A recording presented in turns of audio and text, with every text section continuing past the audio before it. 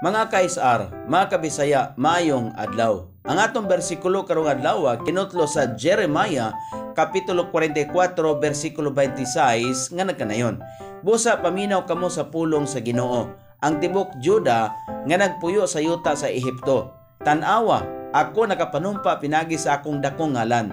Nagaingon ang Ginoo nga akong ngalan dili na paganganlan sa baba ni bisan kinsa nga tawo sa Juda diha sa tibok yuta sa Ehipto. Nga nagaingon ang Ginoo nga Dios buhi.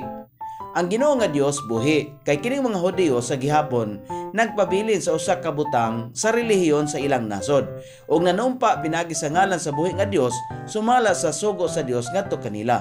Ang Dios mihulga nga walay usa kanila nga mahibilin nga buhi aron sa pagbuhat niini. Dili itugot sa Dios nga ang iyang balaan nga ngalan mahugawan niadtong mga baba nga gigamit sa pagpanalangin sa mga Dios-Dios. Salamat ug maayong adlaw.